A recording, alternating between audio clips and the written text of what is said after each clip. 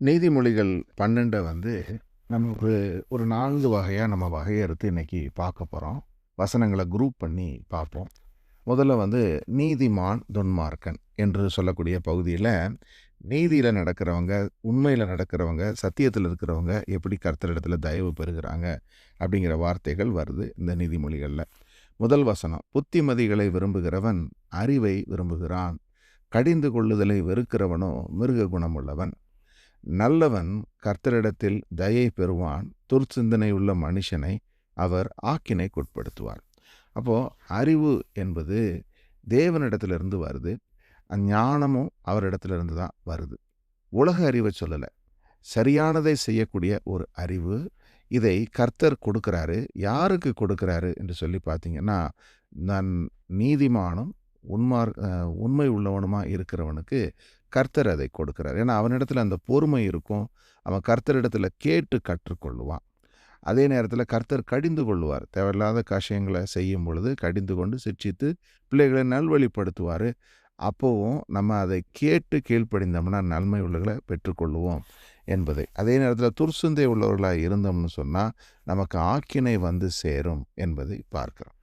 அடுத்தது, இதே ஒரு சங்கீதம் இருக்குது. சங்கீதம் 5:12 சொல்லுது, கர்த்தாவே நீர் நீதிமானை ஆசீர்வதித்து காருண்யம் என்னும் கேடகத்தால் அவனை சூழ்ந்து கொள்ளுவீர். இந்த வார்த்தை ரொம்ப நமக்கு ஆறுதல் அளிக்கக்கூடிய ஒரு வார்த்தை.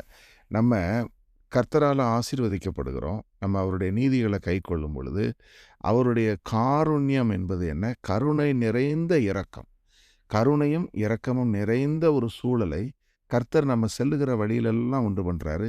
அதனால தான் அந்த வார்த்தை அப்படி சொல்லுது. அடுத்தது, துன்மார்க்கத்தில் உள்ள மனுஷன் நிலவரப்பட மாட்டான், ஆனால் நீதிமான்களுடைய வேர் அசையாது என்று வாசிக்கிறோம். அப்போது வென் வி ஆர் வேத வார்த்தைகளை இரவும் பகலும் வாசிக்கும் பொழுது நீர்க்கால்களில் நடப்பட்ட அந்த இலை உதிராதிருக்கிற மரத்தை போல தன் காலத்தில் அதன் கனி தரக்கூடிய இலை உதிரா மரத்தை போல நம்ம இருப்போம். எப்போன்னு கேட்டால் நம்ம கர்த்தருடைய நீதி நம்ம மேலே இருக்கணும். அதுக்கு அவர் வார்த்தை நம்ம கூட இருக்கணும். அப்போது நம்ம இலை உதிராத மரத்தை போல இருப்போம். ஆனால் நம்ம அவருடைய வார்த்தையை கேட்காம இருந்தோம்னா துன்மார்க்கமானது நம்மை நிலவரம் இல்லாமல் செய்துவிடும் என்பதை பார்க்கிறோம்.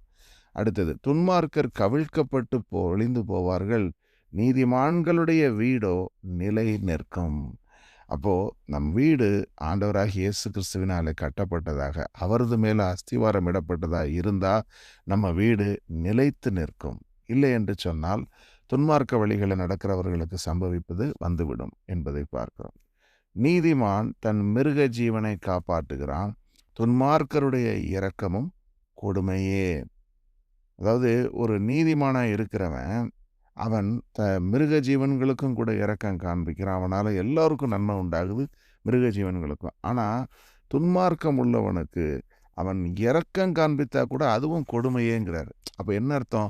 அவனால் எதையும் நன்மைக்கு எதுவாக செய்யவே முடியாது. அவன் இரக்கம் காண்பிக்கிறது கூட அதுக்கு ஒரு பின்னான ஒரு காரியம் இருக்கும் என்பது. அடுத்தது, நீதிமானுக்கு ஒரு கேடும் வராது, துன்மார்க்கரையோ தீமையினால் நிறையப்படுவார்கள். ஸோ நீதிமானை கேட்டிலிருந்து கர்த்தர் காப்பாற்றுகிறார், ஆனால் துன்மார்க்கர் அப்படி அல்ல என்பதை பார்க்கிறோம். நீதிமான் தன் அயலானை பார்க்கிலும் மேன்மை உள்ளவன், துன்மார்க்கருடைய வழியோ அவர்களை மோசப்படுத்தும். நீதியின் பாதையில் ஜீவன் உண்டு, அந்த பாதையில் மரணம் இல்லை.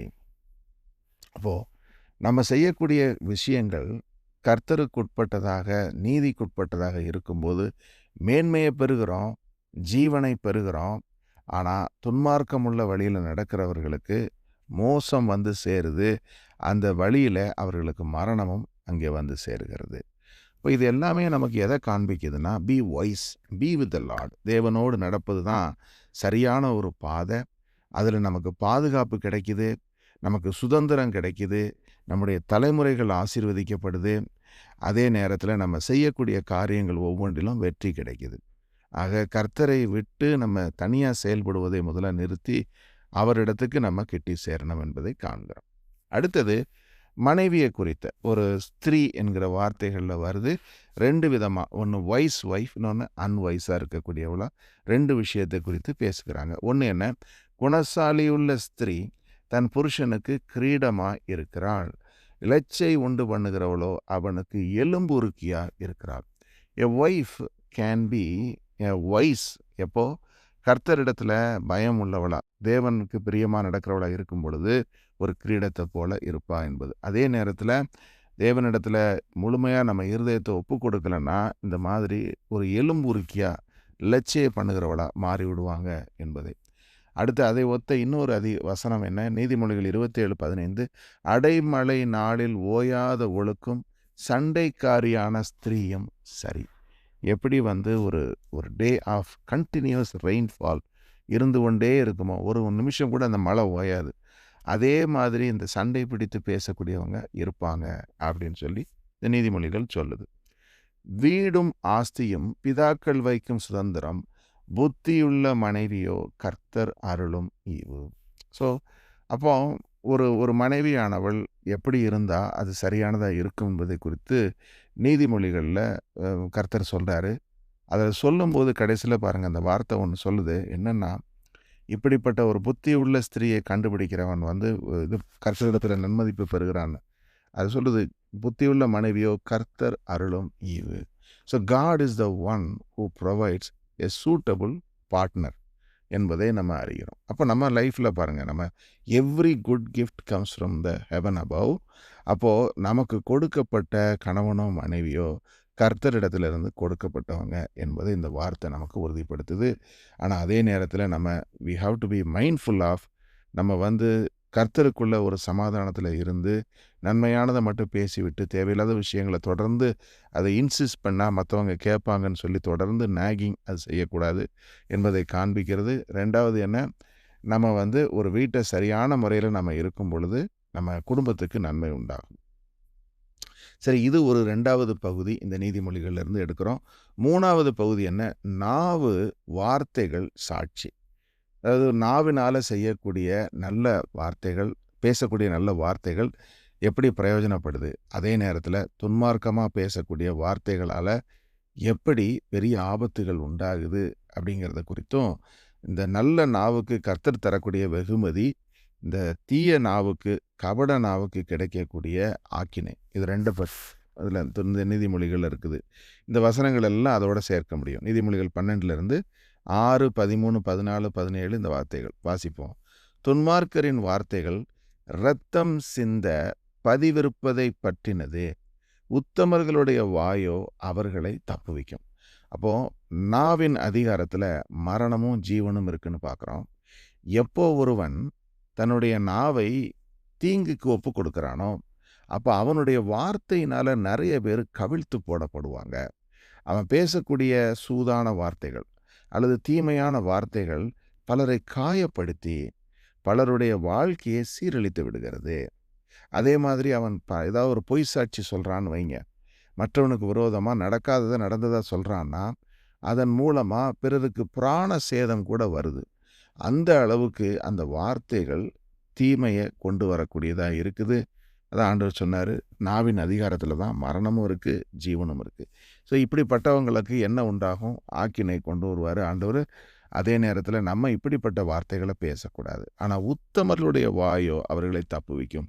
நம்ம நன்மையானதை பேசுகிறவர்களாக இருந்தால், கர்த்தருக்கு உட்பட்டு பயந்து நம்மளுடைய நாவுகளை கவனமாக திறந்தோம்னா நம்ம அதிலிருந்து நன்மையான வார்த்தைகளை பேசுவோம். அது பலருக்கு பிரயோஜனத்தை கொண்டு வரும், நன்மையை கொண்டு வரும். துன்மார்க்கனுக்கு அவன் உதடுகளின் துரோகமே கண்ணி, நீதிமானோ நெருக்கத்திலிருந்து நீங்குவான். அப்போ துன்மார்க்கமுள்ள ஒரு மனிதன் தன் உதடுகளாலேயே அது ஒரு கண்ணியாக அவனுக்கு மாறிடுது. ஆனால் நீதிமான கர்த்தர் நெருக்கத்திலிருந்து விடுவிக்கிறார்.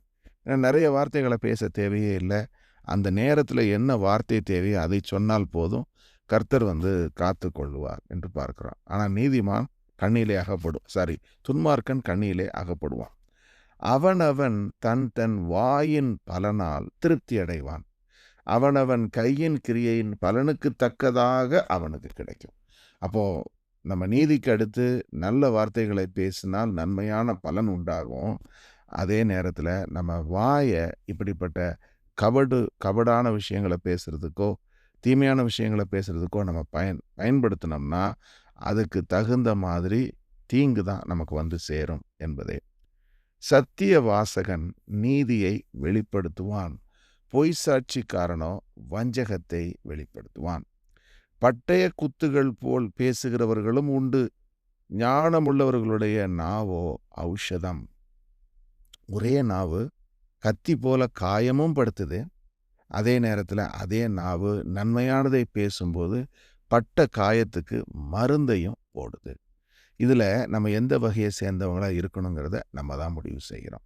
ஏன்னா இதுக்கு முன்பு நம்ம ரட்சிக்கப்பட்ட ஆண்டவருக்குள்ளே வர்றதுக்கு முன்பு பட்டய குத்து போல பேசியிருப்போம். ஆனால் அதை நியாயப்படுத்தியிருப்போம். நம்ம எதை பற்றி நான் எவ்வளோ பாயிண்ட்டாக பேசினேன் பாரு, நான் நல்லா கொடுத்தேன் அவங்களுக்கு நல்லா வேணும் இப்படிலாம் சொல்லி நம்ம நிறைய நம்ம பற்றியே மேன்மையாக பேசியிருப்போம்.